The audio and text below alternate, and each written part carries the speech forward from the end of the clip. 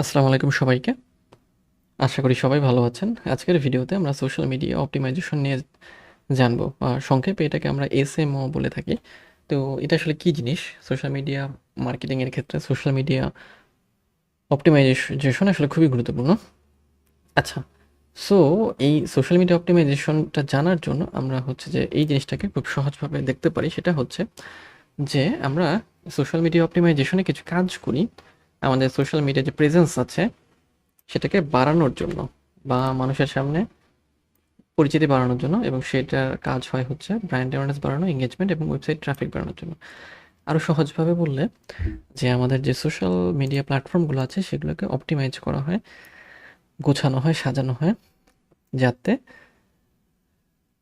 আমাদের হচ্ছে যে ব্র্যান্ড অ্যাওয়ারনেস বাড়ে, এঙ্গেজমেন্ট বাড়ে এবং ওয়েবসাইট ট্রাফিক বাড়ে আর কি। এবং এই সাজানো গোছানো বলতে যে মানে একটা সোশ্যাল মিডিয়া প্ল্যাটফর্মে গেলে যখন আমরা দেখি সুন্দর প্রোফাইল পিকচার আছে, কাভার ফটো আছে, অ্যাবাউট সেকশন আছে বা বায়ো আছে, ইন্ট্রো আছে, হ্যাশট্যাগুলো দেওয়া আছে, লিঙ্কসগুলো দেওয়া আছে, কল টু অ্যাকশন দেওয়া আছে, ডেসক্রিপশন দেওয়া আছে। তো এই জিনিসগুলো যখন আমরা দেখি তখন আমাদের মনে একটা বিশ্বাস তৈরি হয়, বা আমরা মানে কি বলবো যে ওই জিনিসটাকে আরও বেশি দেখতে চাই বা পছন্দ করি।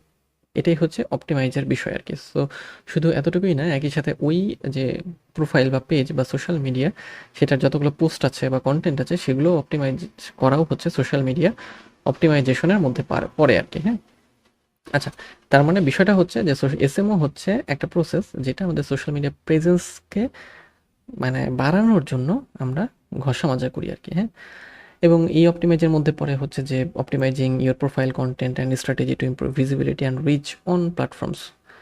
Rich, visibility and reach on ওই যে সোশ্যাল মিডিয়া প্ল্যাটফর্মগুলো, যেমন Facebook, Instagram, LinkedIn, Twitter, YouTube. Okay, এই জায়গাগুলোতে আমাদের ভিজিবিলিটি বাড়ানোর জন্য আমরা হচ্ছে কাজকর্মগুলো করি।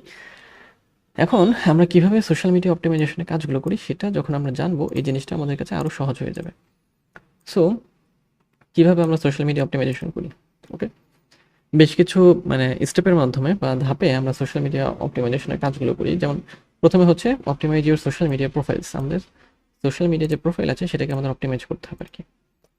আচ্ছা, তো কিভাবে আমরা এটাকে অপটিমাইজ করি?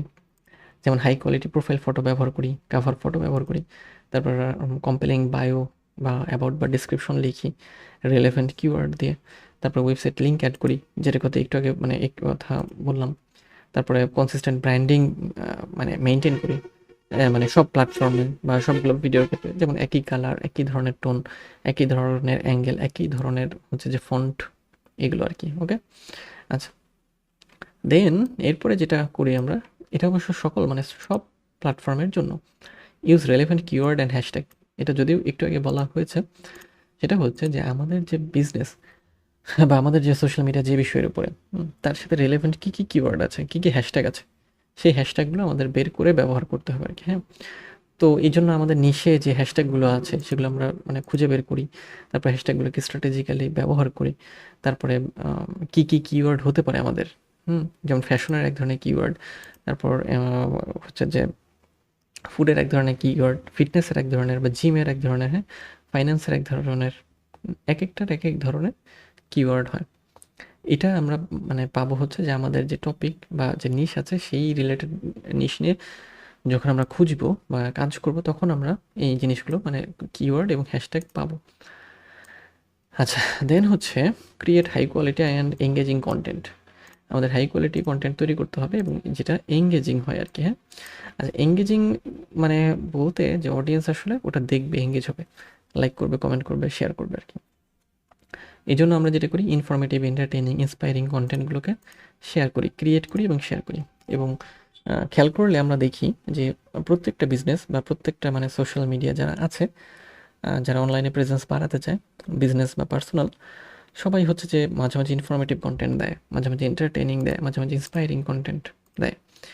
আচ্ছা, হাই কোয়ালিটি ইমেজ ব্যবহার করি আমরা, ভিডিও বা ইনফোগ্রাফিক্স, কারণ হাই কোয়ালিটি ইমেজ হলে দেখতে ভালো লাগে, মানুষ ওটাতে মানে ক্লিক বেশি করে।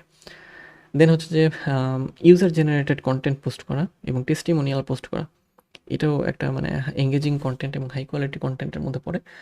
ইউজার জেনারেটেড কন্টেন্ট বলতে আপনার যারা হচ্ছে যে কাস্টমার আছে তাদের কাছ থেকে রিভিউ নিয়ে মানে রিভিউ চেয়ে আরকি সেই ভিডিওটা আপলোড করা। সেটাকে আমরা টেস্টিমোনিয়াল ভিডিও বা প্রোডাক্ট রিভিউ ভিডিও বলতে পারি আরকি। আচ্ছা, সো এটা গেল। দেন হচ্ছে post at the right time. এটা গুরুত্বপূর্ণ, আমাদের রাইট টাইমে পোস্ট করতে হবে। তার মানে অপটিমাইজের কথা যখন আমরা বলি, তার মানে কি দাঁড়াচ্ছে যে আমাদের অপটিমাইজটা এমন হতে হবে যে আমাদের পোস্টিংগুলোও যেন সঠিক সময়ে যায়। যেমন প্রত্যেকদিন যদি ৭টার সময় আমরা পোস্ট করি, তো প্রত্যেকদিন ৭টায় করতে হবে, বা সপ্তাহে ৩ দিন ৭টায় করলে সপ্তাহে ৩ দিনই ৭টায়, এরকম আরকি। এটা আবার নির্ভর করবে আপনার অডিয়েন্স আসলে কখন অনলাইনে অ্যাক্টিভ তার উপর বেস করে। আচ্ছা, সো এটা আমরা বুঝতে পারবো হচ্ছে যে অ্যানালিটিক্স ব্যবহার করে, যে কোন সময় আমার অডিয়েন্স আসলে অ্যাক্টিভ থাকবে বা কোন সময় আমার হচ্ছে যে পোস্টটা করা উচিত। এবং এই শিডিউল করার জন্য আমরা বাফার বা হুটসুইট ব্যবহার করতে পারি, বা মেটা বিজনেস সুইটও ব্যবহার করতে পারি।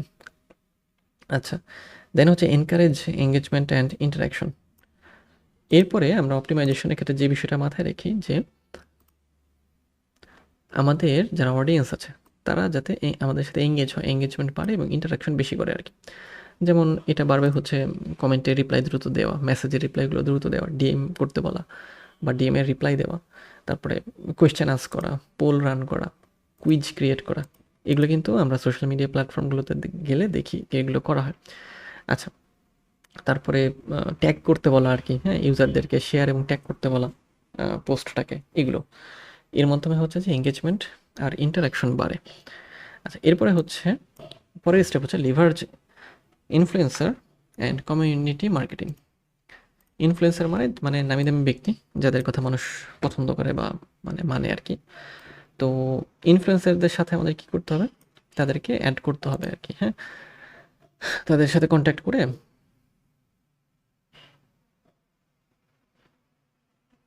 আমাদের ব্র্যান্ডকে প্রমোট করতে বলতে হবে আর কি। সেটাকে ইনফ্লুয়েন্সারদের মানে লিভারেজ করা বলা হয় আর কি। আচ্ছা, যে তারা আমাদের কোনো মানে প্রোডাক্টে শাউট আউট করে দিল, বা প্রোডাক্ট বা আমাদের পেজ সম্পর্কে কোনো কিছু বলে দিল, এরকম টাইপের আর কি। আচ্ছা, এবং এর মাধ্যমে কমিউনিটি মার্কেটিংটা হচ্ছে আমরা করি আর কি, হ্যাঁ। যেমন হচ্ছে যে মাইক্রো ইনফ্লুয়েন্সারদের সাথে আমরা কোলাবোরেট করতে পারি। এছাড়া হচ্ছে যে অনলাইন কমিউনিটি বা গ্রুপ আছে যারা আমাদের নিশের সাথে যায়, বা আমাদের যারা টার্গেটেড তাদের সাথেও আমরা এঙ্গেজ করতে পারি আর কি। আচ্ছা, এরপরে ট্র্যাক অ্যান্ড অ্যানালাইজ পারফরমেন্স। এরপরে আমরা কি করব, আমাদের পারফরমেন্সটাকে অ্যানালাইজ করব। সেটা কীভাবে? ফেসবুক ইনসাইটস ব্যবহার করতে পারি, ইনস্টাগ্রাম অ্যানালিটিক্স ব্যবহার করতে পারি, বা গুগল অ্যানালিটিক্স ব্যবহার করতে পারি। এর মাধ্যমে যে আমরা যে পোস্ট করছি বা কাজ করছি সেটা আসলে কেমন পারফর্ম করছে, ভালো খারাপ না মন্দ, এই জিনিসগুলো, নাকি অতি ভালো না অতি খারাপ, এরকম আর কি। আচ্ছা, তো এই জায়গাগুলোতে আমরা যে জিনিসগুলো পরিমাপ করি সেটা হচ্ছে লাইক, রিচ, এঙ্গেজমেন্ট, কনভার্সন, এগুলো আর কি। ওকে, সো এই কয়েকটা ধাপের মাধ্যমে আমরা সোশ্যাল মিডিয়া অপটিমাইজেশনের কাজ করি। তো তাহলে দেখা যাচ্ছে যে সোশ্যাল মিডিয়া অপটিমাইজেশন আসলে একদিনের কাজ না, এটা কন্টিনিউয়াস প্রসেস। এটা নিয়ে আপনাকে কন্টিনিউয়াস কাজ করতে হবে। এবং এই কাজ মানে যেটা বলবো যে অপটিমাইজ তো সবসময় যেহেতু এসিওতে যেরকম করতেই হয়, সো এই জায়গাতেও অপটিমাইজের কাজ করতে হবে। এবং এই যে ধাপগুলো, সেই ধাপগুলোর কাজ দেখবেন আপনার ঘুরে ফিরে করতেই হচ্ছে।